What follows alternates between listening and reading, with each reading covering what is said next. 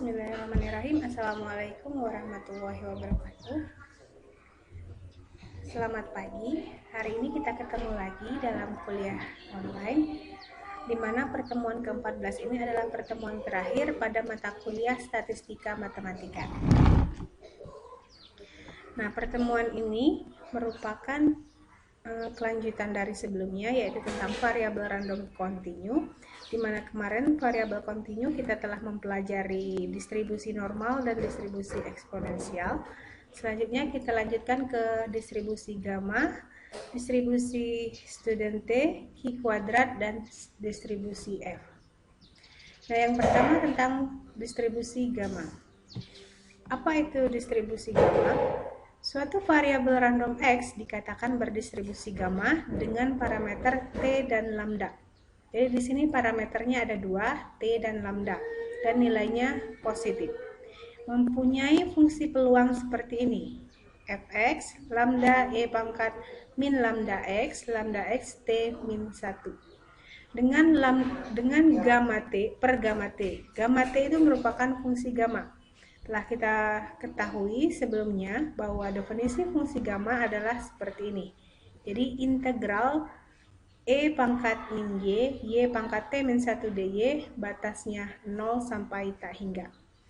Sehingga kita dapat membuktikan sifat-sifat dari fungsi gamma, bahwa gamma T itu sama dengan T min 1 dikali dengan gamma T min 1.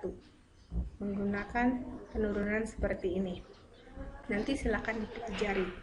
Nah, jika T sama dengan N bilangan bulat, maka gamma N di sini bisa ditulis menjadi N-1 dikali N-2 sampai dengan gamma 1. Di mana gamma 1 adalah 1 dan gamma N berarti N-1 faktorial. Ini adalah sifat-sifat dari fungsi gamma.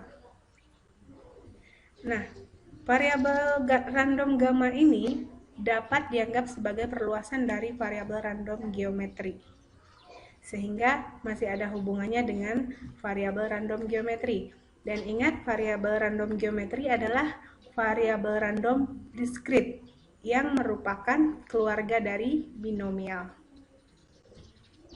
Nah, sifat-sifat variabel random gamma, yaitu maksudnya sifat-sifat statistiknya, kita harus cari dulu nilai harapannya, terus variansinya, dan fungsi pembangkit momennya. Ini adalah nilai-nilainya. Nilai harapannya adalah T min lambda, terus variansi X-nya T min lambda kuadrat, dan fungsi pembangkit momennya lambda per lambda min T pangkat N. Nah, seperti biasa, untuk mendapatkan hasil ini silahkan dicoba untuk latihan. Selanjutnya distribusi chi-square atau Q kuadrat, terus T student, dan F. Nah, kenapa ini saya satukan jadi satu judul? Karena tiga distribusi ini saling berhubungan. Yang pertama kita lihat untuk distribusi Q kuadrat. Jadi misalkan ada N distribusi normal baku. Sebelumnya kita telah mempelajari distribusi normal. Kalau X saja distribusi normal, kalau sudah bentuk Z berarti normal baku. Nah, jika ada N variabel acak yang saling bebas, maka jika X didefinisikan dengan Z1 kuadrat ditambah Z2 kuadrat sampai Zn kuadrat, dikatakan berdistribusi Q kuadrat dengan derajat kebebasan N. Nah, sebelumnya kita belum membahas tentang derajat kebebasan. Nah, mulai dari distribusi Q kuadrat ini kita akan mengetahui atau mengenal istilah N, derajat kebebasan. Nah, distribusi Q kuadrat ini ditulis sebagai X berdistribusi Q kuadrat dengan derajat kebebasan N. Nah, distribusi ini cukup sulit dalam menentukan fungsi peluangnya, sehingga dapat kita kenali melalui fungsi pembangkit momennya. Misalkan N-nya 1, berarti Z-nya 1. Maka ekspektasi ETX-nya ini diperoleh 1 min 2T pangkat min setengah. Jika derajat kebebasannya N, berarti sebanyak N normal baku, maka diperoleh fungsi pembangkit momennya adalah 1 min 2T pangkat min N per 2. Nah, jadi kalau melihat fungsi pembangkit momen seperti ini adalah merupakan distribusi Q kuadrat. Nah, setelah mengetahui fungsi pembangkit momennya, kita dapat mengenal fungsi peluangnya. Nah, fungsi peluangnya seperti ini. Ada gamma di sini, seperti fungsi distribusi gamma. Nah, sifat-sifat statistiknya, nilai harapannya adalah N, di mana N adalah derajat kebebasan, dan variansinya adalah 2N. Jika digambarkan seperti ini, jika derajat kebebasannya 2, dia seperti ekspektasi fungsi dari E pangkat min X ya. Namun jika semakin besar derajat kebebasannya, dia mengikuti distribusi hampir normal. Nah, ini grafik fungsi peluangnya. Itu adalah distribusi Q kuadrat. Selanjutnya, distribusi student T student, atau biasa disingkat dengan distribusi T. Nah, distribusi T ini terdiri dari dua variabel random, yaitu Z dan X. Z berdistribusi normal baku, sedangkan X-nya berdistribusi Q kuadrat. Maka variabel acak Tn didefinisikan dengan Z dibagi akar X per N. N itu derajat kebebasan. Maka disebut dengan distribusi T atau T student. Nah, distribusi ini mirip dengan distribusi normal, grafiknya seperti ini, hanya lebih lancip. Jadi jika derajat kebebasannya 2, dia agak rendah. Tapi kalau derajat kebebasannya semakin tinggi, maka dia akan semakin ke atas puncaknya. Ini adalah fungsi padat peluangnya. Cukup sulit untuk dihafal karena saya tidak menyuruh Anda menghafal.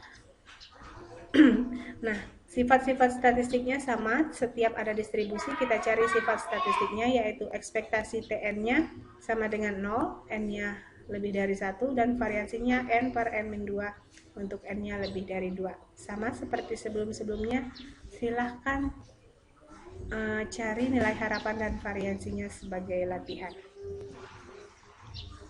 Terus yang ketiga, yaitu distribusi F. Nah, distribusi F ini adalah dua variabel random Q kuadrat yang saling bebas. Kalau tadi distribusi T itu ada distribusi normal baku dan Q kuadrat, kalau ini dua-duanya Q kuadrat dan dibandingkan. Jadi Xn kuadrat per N dan Xm kuadrat per M.